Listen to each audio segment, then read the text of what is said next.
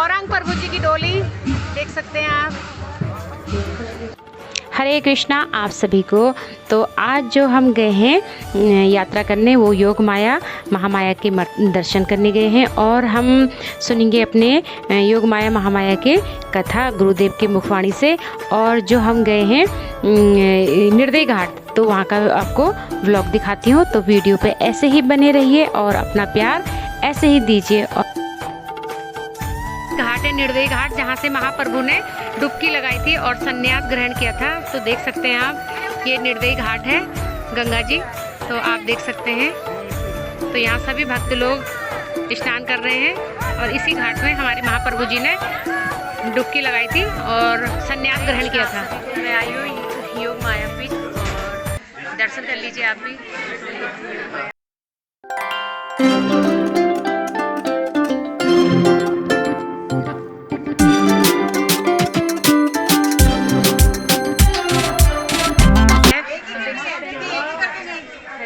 ये देखो, लोगों ने मन्नत के धागे बांधे हुए हैं। इतना सुंदर तरीके से सबकी मन्नत पूरी होती है, तो फिर ये सब खोलते हैं। तो चलिए, और मैंने दर्शन कर लिए हैं, 4 परिक्रमा कर ली हैं और अब मैं जाती हूँ बाहर। तो आप लोग भी दर्शन कर लीजिए योग माया देवी के। तो योग माया देवी की जय। पर मुझे घंटी बजा दीजिए जरा। जोग माया पुण्यवासी महाप्रभु आगे आया।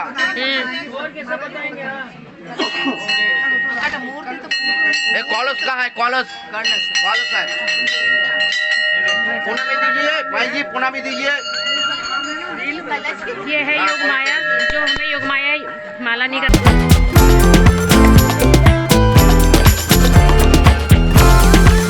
माता की जय हो। तो आप सभी भाव तारिणी माता जी के दर्शन कर सकते हैं।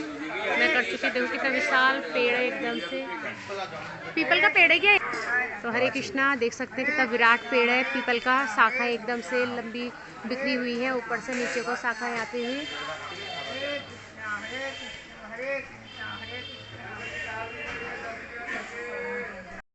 कृष्णा आप सभी को। ये भवतारिणी माता है, भवतारिणी माता है। तो आप सभी लोग दर्शन कर लीजिए भवतारिणी माता जी के।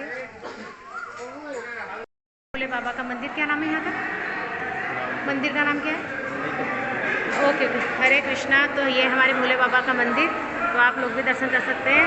श्री शिवाय नमस्तुभ्यम। बाबा ऐसा पर हाथ हटाओ तो ये देखो, यहाँ से पानी जाता है। ये विशाल शिवलिंग है, देख सकते हैं आप, कितना सुंदर शिवलिंग है। क्या नाम है यहाँ का बाबा? क्या नाम है यहाँ का? हमारे भक्तों की भीड़ है और ये सब आ चुके हैं यात्रीगण सारे, और हम लोगों ने पहले दर्शन कर लिए हैं। आप देख सकते हैं सब आ रहे हैं।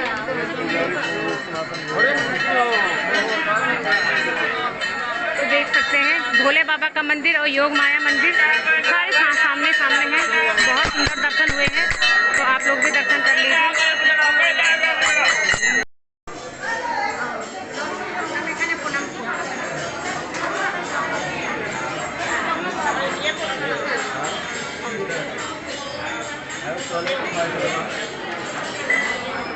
महाराज यहाँ पे बैठ के भजन करते थे। भजन, हाँ, जगन्नाथ जी महाराज जी यहाँ पे बैठ के भजन करते थे। और ये तभी का पेड़ है ना। आप सब यहाँ पे मन्नत विश मांग रहे हैं। और हरे कृष्णा। तो हम योग माया मंदिर, भोले बाबा का मंदिर, और आपने बहुत सारे मंदिरों के मैंने आपको दर्शन कराए। और उसके बाद में भी देख सकते हैं आप कितने बड़ा मैदान है। यहाँ हमारे गुरुदेव आ चुके हैं और अब उनकी कथा सुनते हैं उनके मुखमंडल से। तो आप सुनिए योग माया जी की कथा। तो चलिए ले चलती हूँ आपको। हरे राम राम राम हरे पर जोड़ करें।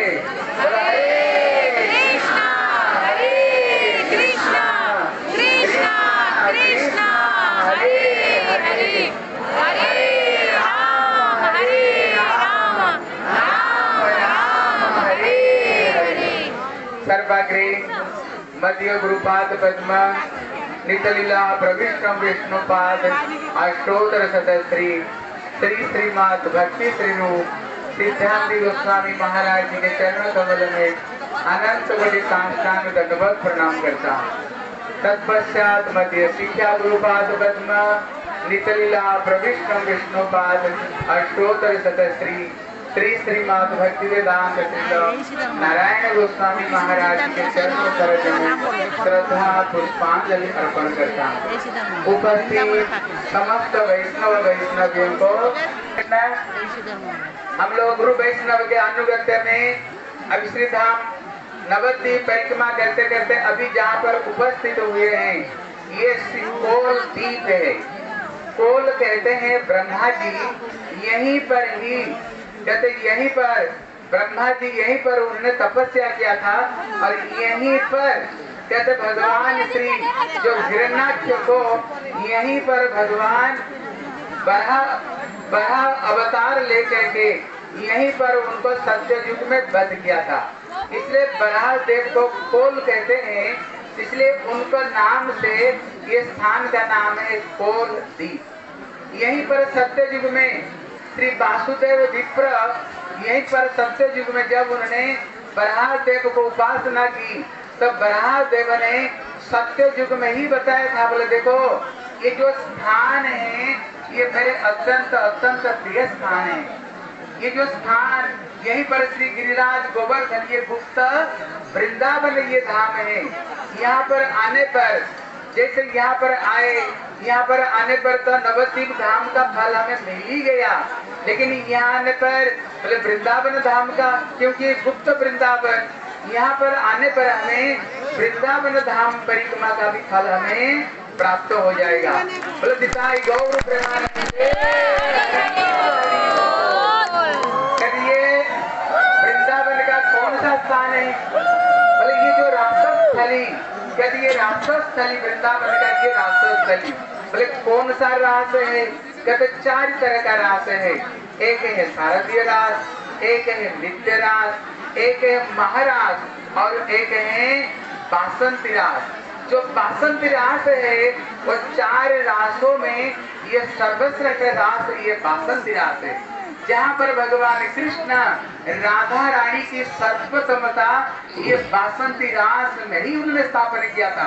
इसलिए ये बासंती लीला का स्थान यहाँ पर है। और यहाँ पर आने पर प्रयाग जो गंगा यमुना सरस्वती जो त्रिवेणी जो प्रयाग है, यहाँ आने पर प्रयाग जाने का भी यहाँ पर हमें प्राप्त हो गया है।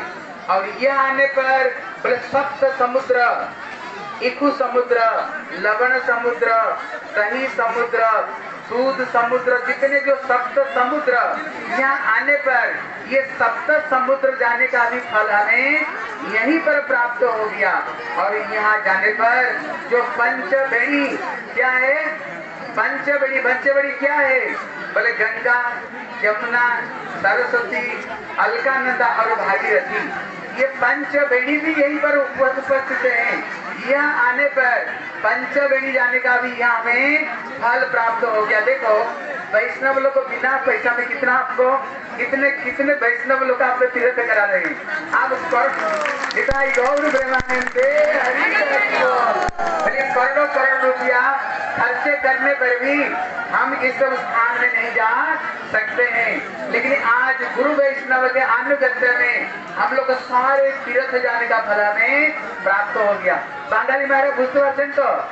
এখানে এলে পরে আমাদের পৃথিবীতে যত তীর্থ আছে সমস্ত তীর্থ যাওয়ার এখানে আমাদের फल प्राप्त हो जाए।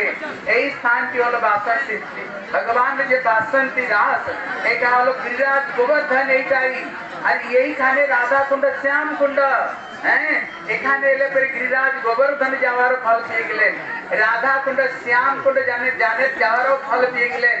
और जे पंचबेणी की गंगा, यमुना, सरस्वती, भागीरथी और अलकानंदा एक हलो पंचबेणी, एखाने एले परे पंचबेणी जावार हमरा फल प्राप्त हो गला। निताई गौर प्रेमानंदे हरि हरि बोल। और जे सप्त समुद्र आछे एखाने एले समस्त सप्त समुद्र तो जावार फल प्राप्त हो जाए।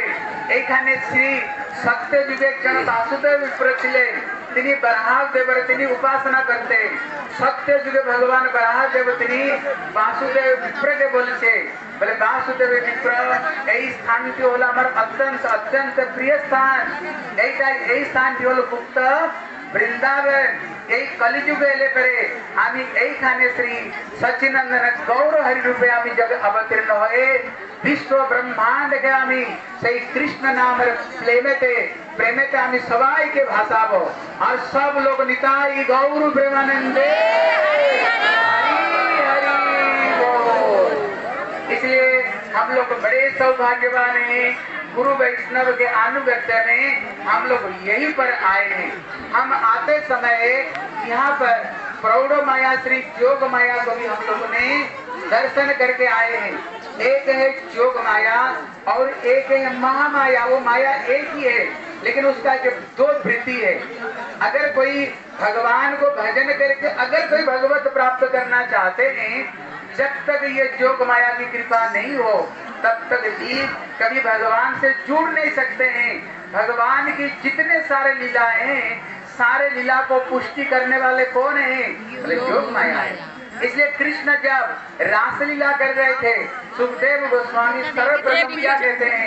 बोले भगवान अपनी तारात्री शरद उत्फुल्ल मल्लिकाम विक्षरन्तु मनश्चक्रे जोग मायानुपाश्रिता। वो सर्वप्रथम जोग माया की चरण को आश्रय ग्रहण करते हैं। गोपियां भी जब उन्होंने कृष्ण को पाने के लिए जब उन्होंने कात्यायनी की पूजा की, बोले कात्यायनी महामाये महाजोगी नदीश्वरी नंद गोप सुतम देवी पति में कुरुते नमः। तो उन्होंने भी जोग माया की उपासना की। बोले जब तक आपकी कृपा नहीं हो तब तक जीव कोई भी श्याम सुंदर कोई प्राप्त कर ही नहीं सकते हैं। उन्होंने भी कात्यायनी देवी की पूजा की है। यही कात्यायनी देवी, यही जोग माया जब किसी जीव को पर कृपा करती है, वो जीव को भगवान को साथ में जोड़ देती है, ठाकुर को साथ में जोड़ देती है।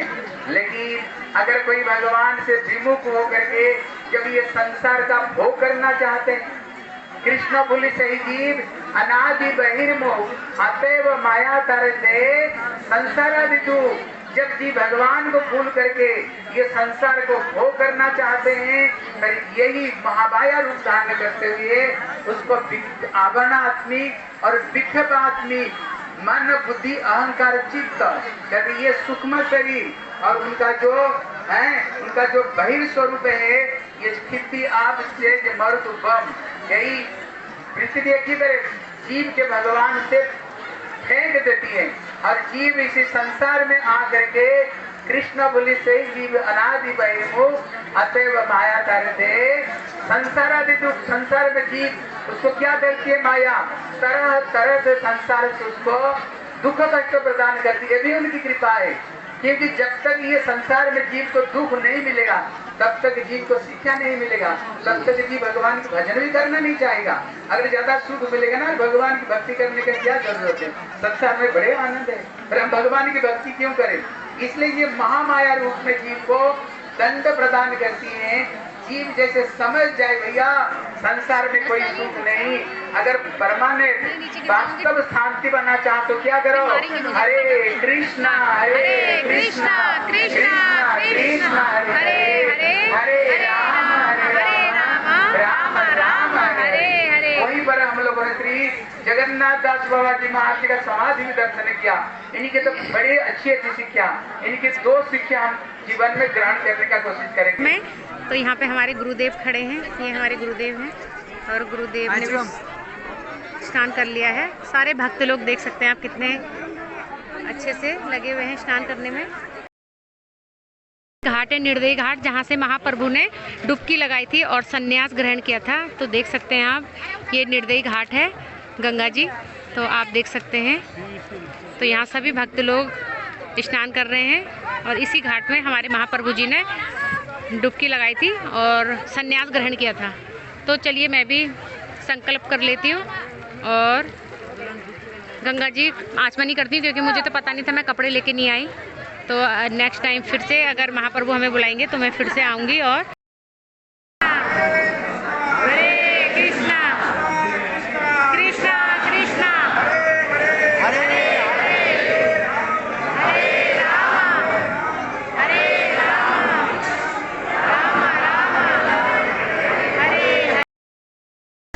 और इस समय हम एकादशी का प्रसाद पा रहे हैं और देखते हैं आज प्रसाद में क्या क्या व्यवस्था हुई है।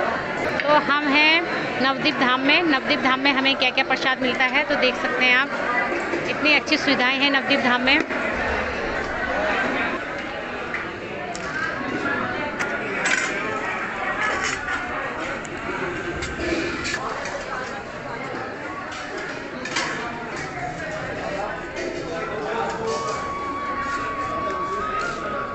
बस